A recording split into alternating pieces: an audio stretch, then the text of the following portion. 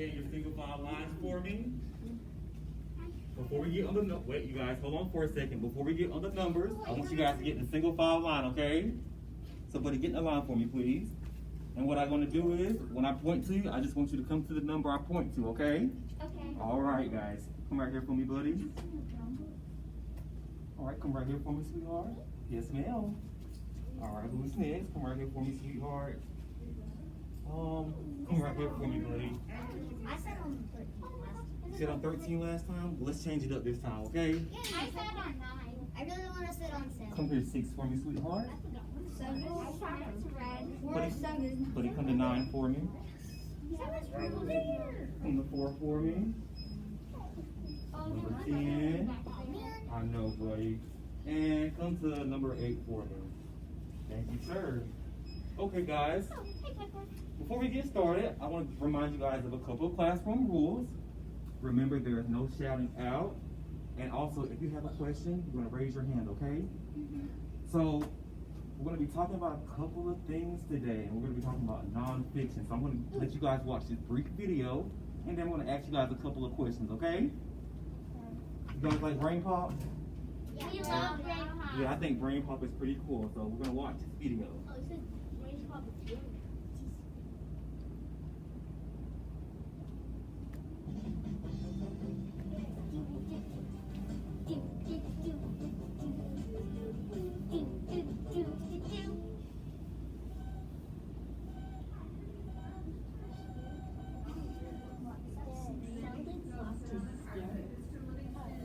Don't be upset, ladies. I think it's normal for snakes to lose their skin, but we better look it up in a book to be sure. Well, not a storybook, a nonfiction book. What is nonfiction? Nonfiction writing is about real people, places, or events. It shares information and facts to help explain things. Newspapers, magazines, and textbooks are all kinds of nonfiction. And biographies are nonfiction books that tell you about someone's life. A diary can be nonfiction too. Hey, wait, whose diary is that? Nonfiction books look pretty different from fiction books. What are the parts of a nonfiction book? Well, the first part is the title. That's the name of the book. This one's called Caring for Snakes. There's the table of contents, which lists all the chapters and what pages they're on. You can read the table of contents to see if the book will tell you what you want to know. Let's see. This book has a chapter about snake skin. Perfect.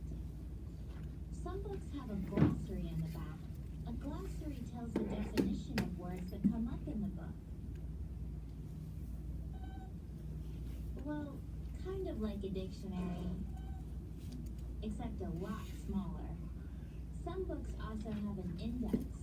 The index lists words and topics in the book and the pages where they come up. Let's see. Snake skin. Skin. Wow. There are tons of pages that have information about it. Now I think we're ready to start reading. But how do you read a nonfiction book?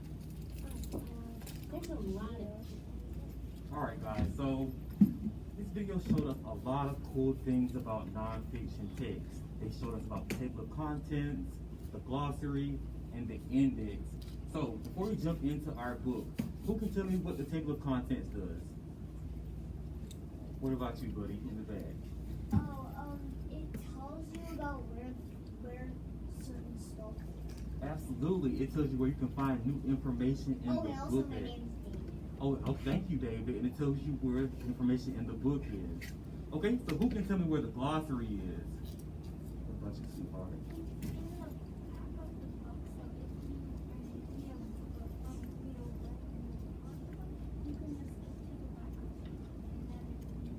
Absolutely. If you're looking for a word in the book and you don't know what that word is, you can easily turn to the back of the book and find that word and the definition.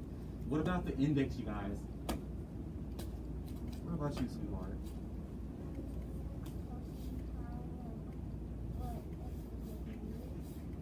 Yeah, well, kind of. The index tells you where you can find a certain word in the book. So if you're looking for air, you can maybe find it on certain pages, and the index will tell you where to find that word at.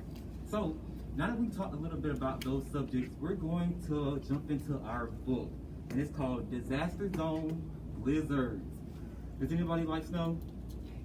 Yeah, well, snow can get kind of dangerous. Kind of like it's raining outside, snow can get really intense, and it can actually cause harm to people. So, yes, sweetheart. I was learning can't learn snow all Cool. the time. But when I live in South Carolina and when it snows, I don't really learn that. Really? Yeah. Kind of weird. Yeah, it doesn't really snow in South Carolina, but places like Connecticut and New York, it snows a lot. What about you, buddy? I just love snow. What? Hey guys, remember we're listening to guys. We're doing active listening, okay? No talking. Go ahead before you say it again, buddy.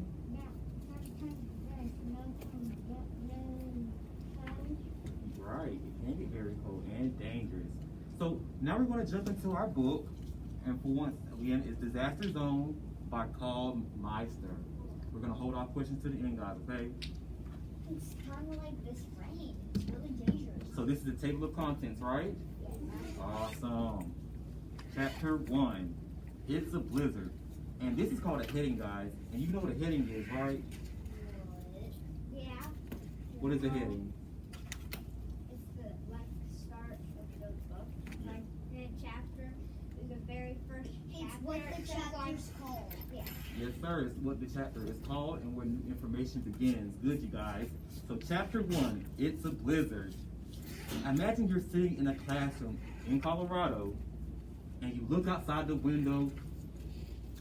Instead of seeing rain, guys, what do you see? There's snow. There's snow everywhere. The wind is blowing, kind of like right now, and you cannot see anything but it's white. It's a blizzard. It must have been cold. You go home early. I know a lot of you guys will love that, just to play in the snow. Blizzards make it hard to travel. The blowing snow makes it hard to see on the road. Cars slide, and some end up in a ditch. We all know that's dangerous. Oh. Yeah, but luckily, you make it home.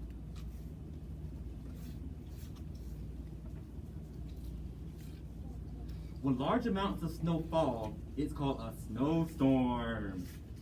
Blizzards often start out as snowstorms because so often the blizzards start off a little bit heavier, and then as the wind picks up, that's when the snowstorm starts. So chapter 2, and what is this called, you guys? No, what is it called? How do A heading. Exactly, a heading. How do blizzards form? A snowstorm needs cold air, lots of moisture, and lift. Do you guys know what moisture is? Okay. What about you, sweetheart? Yeah, it's kind of like water. Like, you know how when you talk and you feel like your mouth kind of wet a little bit from your mask? Water that's rising.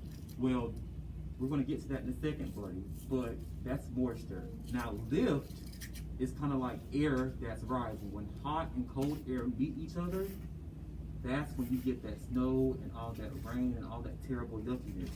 So, lift happens when cold air and warm air meet. The warm air rises over the cold air. This turns the moisture in the air into snow. But a blizzard is different from a snowstorm. A snowstorm becomes a blizzard when it has 4 things. So one thing a blizzard needs is there must be a lot of heavy snow and the snow must be blowing. Another thing, the wind speeds must be bigger or greater than 35 miles per hour. Yeah, they gotta be faster, exactly. You got me right, buddy. Visibility, which means how far you can see, must be less than 1/4 of a mile. So that's like from where I am to like the entrance of the library door maybe. So that's not very far, you guys. And the time must be longer than 3 hours. So that's a really long time for a lot of snow. Yeah. It is. Okay, so in the United States, blizzards are common in mountaintops and the Great Plains.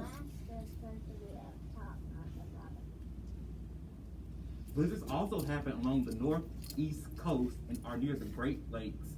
And if you look right here, you can see up where Colorado is and all that area, and all the way down into the Mississippi area. That's where all that snow happens, you guys. Wow. Yeah, so it can really happen in the South a little bit also. Chapter 3, and this is what, you guys? Yeah, good job, you guys. Chapter 3, Deadly Blizzards. The deadliest blizzards in history happened in 1972 in Iran. And if you don't know where that's at, that's in the Middle East of the world, and that's near Iraq and everything like that. So, during the Great Blizzard of 1988, more than 400 Americans along the East Coast died. So, we talked how does it snow in South Carolina, but in 1888, some parts of the South got a lot of snow, and it hurt a lot of people, guys. Icy roads. If you've ever seen an icy road, just know it is really slick and it's nothing like ice skating. Most people who die in blizzards die from hypothermia. And hypothermia is when your body loses heat faster than your body temperature can make. So if I get really cold really fast, I'll hurt myself. And that's not a good thing. Blizzards can also cause accidents. During whiteouts, you cannot see anything but white. And whiteouts are basically when the lights just go out. I don't know if you guys saw this earlier, but the lights were flickering. Yeah. So yeah, so when the lights go all the way out, that's it. So whiteout. Yep, the power's out. Yeah. So remember, guys, to stay safe in a blizzard, you have to dress warmly. You keep water, blankets, food, and clothes in the car. And if you're prepared for a blizzard, it doesn't have to be dangerous. So remember to bundle up, you guys, and stay safe. So, now that I'm to the back of the book, who can tell me what this is? Glossary. You can yell it out for me. Glossary. Good job, you guys. Now, what is this? Index. Good job. You guys did an awesome job. I really enjoyed reading to every last one of you. Now we're going to go to our next activity. I'm going to pass you all a book, okay? And I want you to just, well, let me pass the book first, and then we'll go on to what I want you to do with it. All right, here you go, sweetheart. Thank you. Sure, what do you have to tell me? So one time, I was only like a year old, Mm-hmm. and I still lived in Connecticut. And what happened, sweetheart? And I still lived in Connecticut, and Mhm. there was this giant blizzard, Oh. and it was taller than my mom's car. That is very cool. There was a ton of snow. I can only imagine seeing that, honestly. I don't really remember it that much because I was really little, but my mom told me. That's good. Okay, now guys, for our next activity, I want you to look in your book and I want you to find your index and just hold it up when you get it. So if you can find your index, hold it up high in the sky so I can see it. Good job. I see some good clues. Come on, you guys. Good job, everybody. Let's see. No, hold on, buddy. So, what does that say? What does it say? Excuse me. Hold on for a second, buddy. This is your table of contents, okay? So that's where you find different chapters. So if you want to find your index, turn to the back of the book, okay? Now that's your index, and it'll always say index, okay? So hold it up for me. Let me see those indexes, guys. Are we going to check the 16? Yes, sir, you are. We'll get to that eventually. Let me see your index, buddy. Hold it up for me. Good job. Now let me see your glossaries. Who can show me the glossary? Page right behind it. Let's see. Okay, buddy, what's your table of contents? So let's get back over here.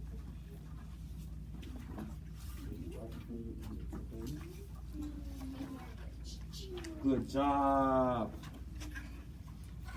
Good job, sweetheart. Good job. Good job, David. Good job. Let me see that buddy. Turn it around for me. Good job. Good job, everyone. Y'all did a good job. Now, one more thing. Show me your table of contents. Where is it at? Show me. You got it, buddy. That's it, but you got it, yes, sir. It's That's not it. a table of contents, just says contents. Well, your contents, which equals to a table of contents. That's right. Mine says table of Good job, everybody. Give yourself a round of applause. You guys did a good job. Seriously. All right. We're going to do one more activity, and we're going to do a little assessment for me, okay? I want to give you guys Chromebooks, and they're already signed in and everything like that. Well, me and Ms. Herchett will give you guys Chromebooks. And you'll complete this assignment individually. It's only 3 questions, so give us 1 second, okay? And we'll get those out. But remember, guys, just stay in your seats for me, okay?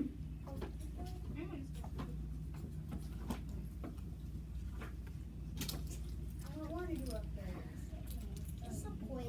Is this like a 3-question quiz? No, it's a small quiz, I promise. Is this like a just a question quiz? 3 questions.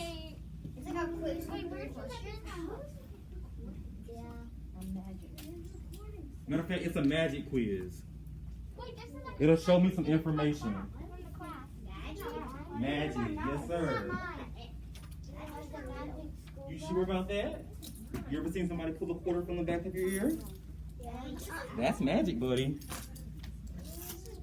It's not. It's Piper's. Where's Piper's? That's Piper's. Oh, okay. Oh, that's mine. This is mine. Is that yours? This is mine. Where's Rylan at?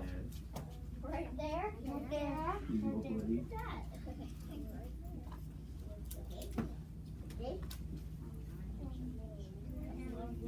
This is mine, Grandpa. Okay, your name tag. All right, you guys, remember we're doing this individually, okay? So do this by yourself. No talking. Nope, there's no class.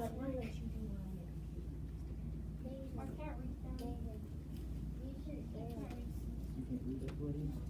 Okay.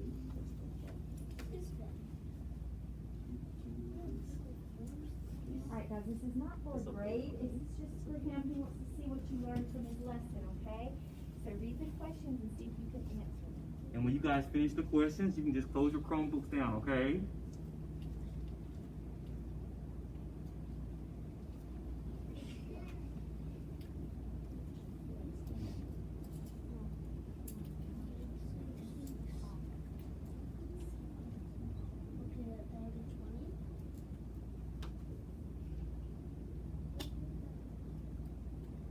I'm done. Okay, close your Chromebook for me, sweetheart. Okay.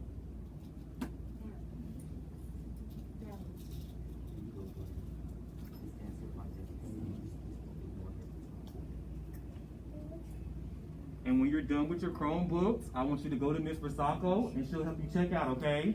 So close them down and just go to Miss Versacco when you're finished. Yeah.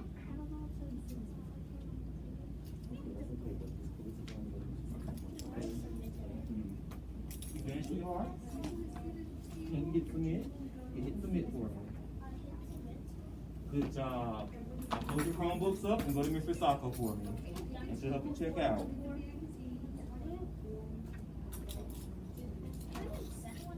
Yes, buddy. Go ahead and hit submit for me. Good job.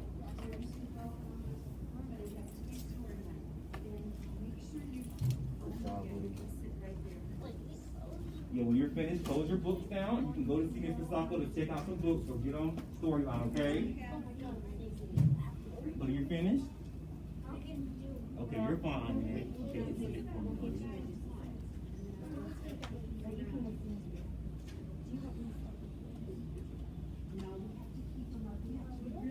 I'll take this from you, buddy. Thank you. You guys did an awesome job. Thank you so much. That's Miss Herchett for me.